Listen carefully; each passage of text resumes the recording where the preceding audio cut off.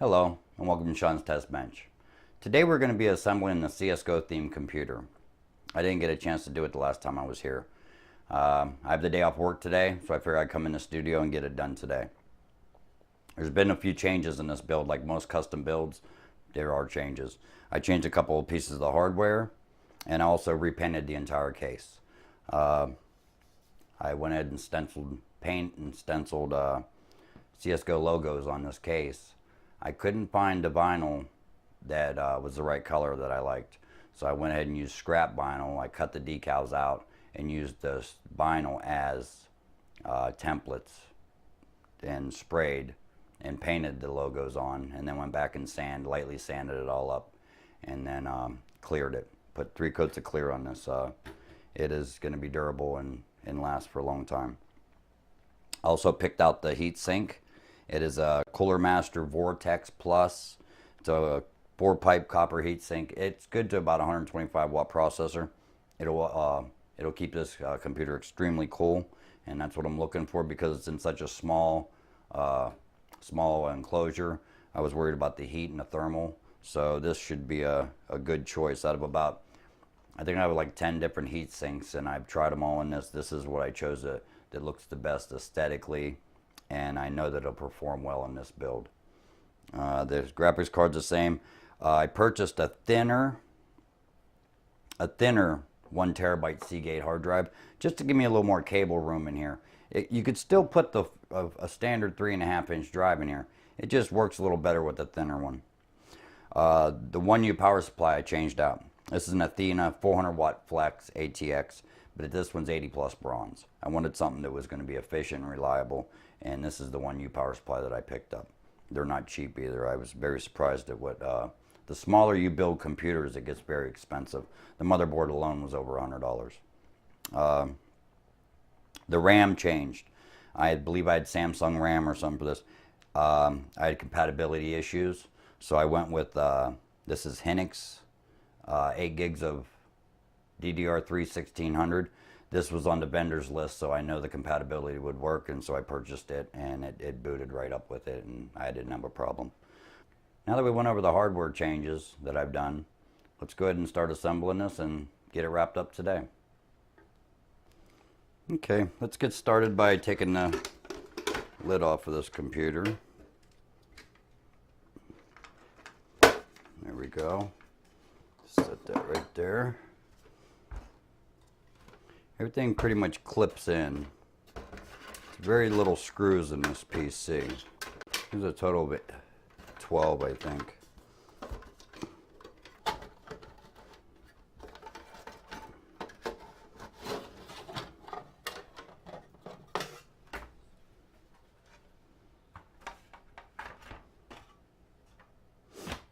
I extended the front panel connectors as long as the USB cables because they go all the way to the back of the motherboard, so they wouldn't reach without it, so I redid them.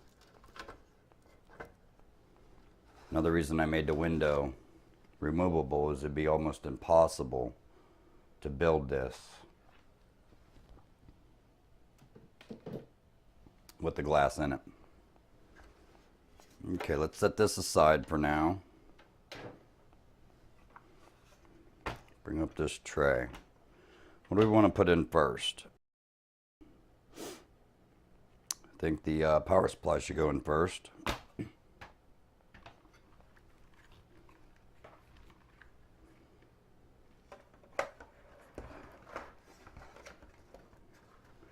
Now we'll just install in there, and there is 2. Nope, I don't even have a screwdriver ready.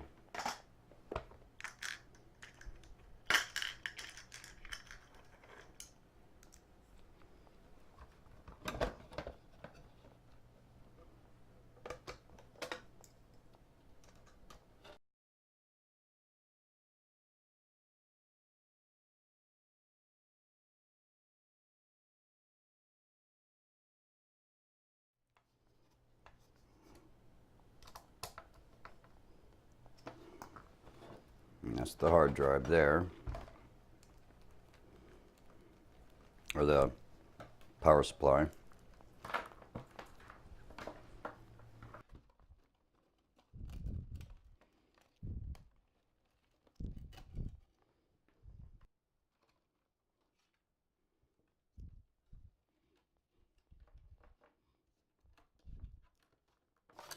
4-pin power for the motherboard comes out here. These will just stay under the graphics card. I have my 24-pin Molex connector for the fan, and 2 SATA connectors for the hard drives.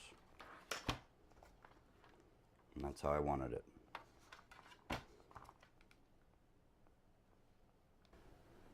Next, let's install the 3.5-inch hard drive. And the SATA connectors are here, so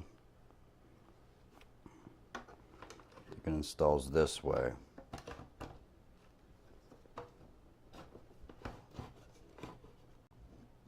And that's exactly where she goes.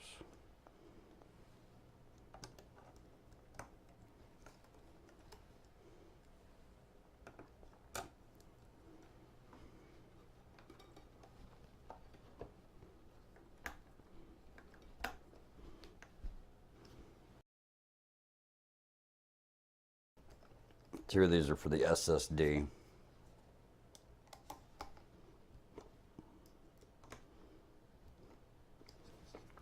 Let's go ahead and install the SSD now also. It simply fits right in that tray.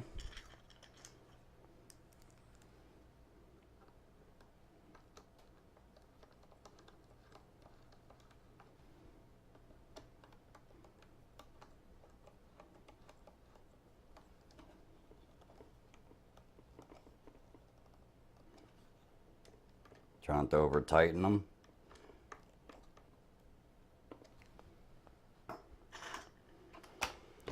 Once the hard drive and the SSD is installed, the power supply is installed.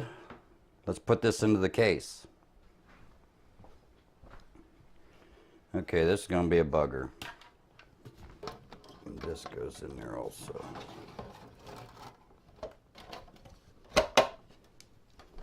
It clicks right in just like that. Secures it. Plenty of room for my cables, for my hard drives, 24-pin, and the power cable drips right in the power supply. Let's install the I/O shield for the motherboard.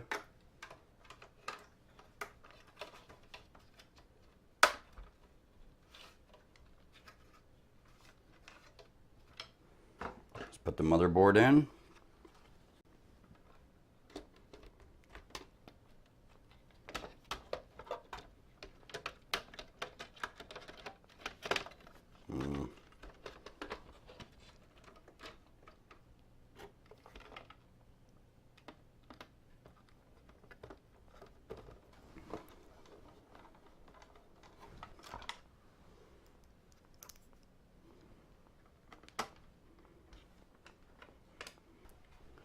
All right, let's install this graphics card.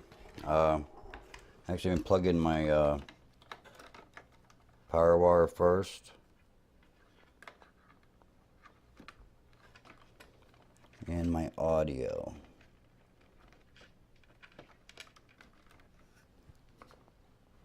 Slide this card in. Barely fits in there, so it's a real bugger. Snaps right in there. Reinstall the PCI bracket.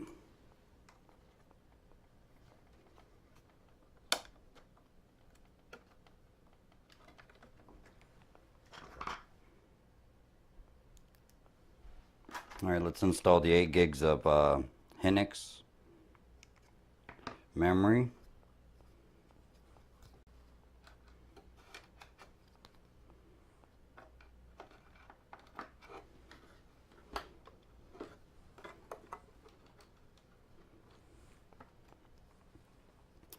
This tan strip is nothing but a door edge guard for an automotive, for the doors edges on an automotive car.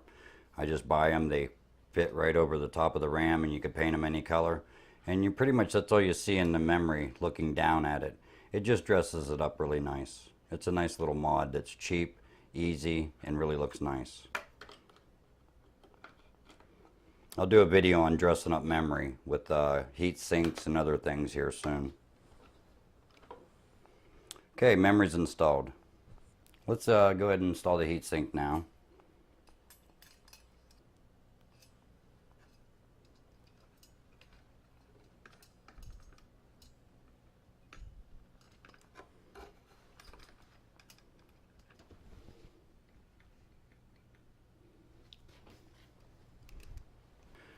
All right, let's set this up and connect some more wires. Okay, let's plug in. Let's pull this stuff out of here. First of all, let's plug in our 24-pin power connector. I believe this goes under this power supply cable.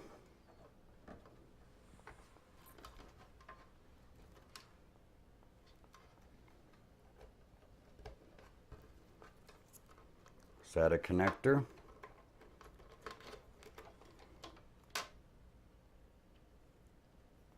And this one's upside down on purpose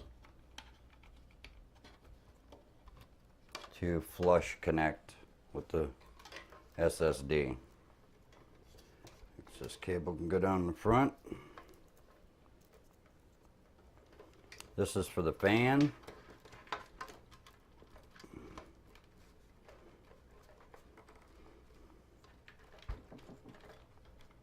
I may tie strap these because I don't want it to get in the way of the fan.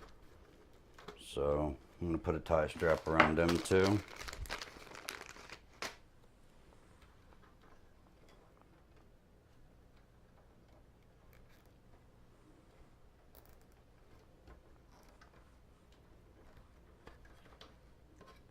I have nothing here to cut that with. There we go. My lux connector goes to my fan. These front panel headers, I'm gonna have to lay this down. Okay, I'm gonna try to hook these up without having my hand in your way, but it's gonna be almost impossible. But this is the, all the cables all wrapped up, tie strapped, and that's where they're gonna live. Here is the 4-pin Molex, and this will be for the fan. And it's gonna be running at 5 volts constant all the time. It's quiet. I don't need to run it off the motherboard for the BIOS, so it'll work out just beautifully. Okay. The black one goes directly over here to the 3.5-inch hard drive. It'll get tie strapped right there. The green one goes on the SSD. I only had one of these and I didn't have time to order another one, so it gets one. It looks a little better.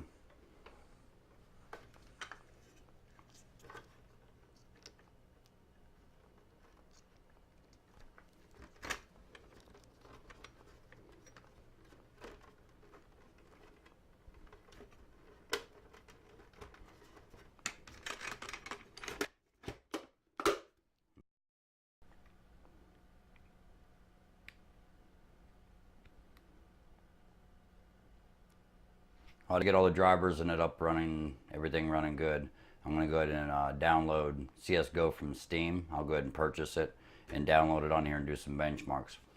So let's go ahead and do that now. Okay, I'm back. Different day. I couldn't figure out how to configure Shadow Play and get the game capture that I wanted. So I called in my nephew, and of course he took care of it for me. Let's go to a couple clips here, see how the computer performed playing the game.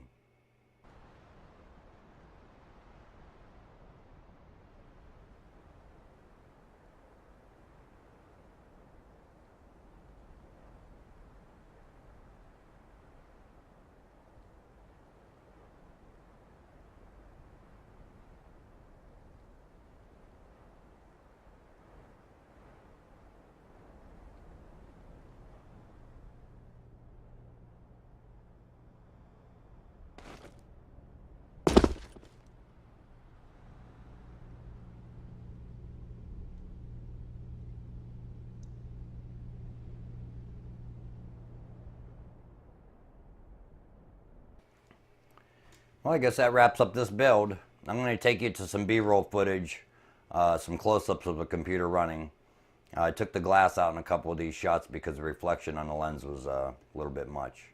So stay tuned. The next build starts next week. I got a new theme and a new build coming. It's another mini ITX build.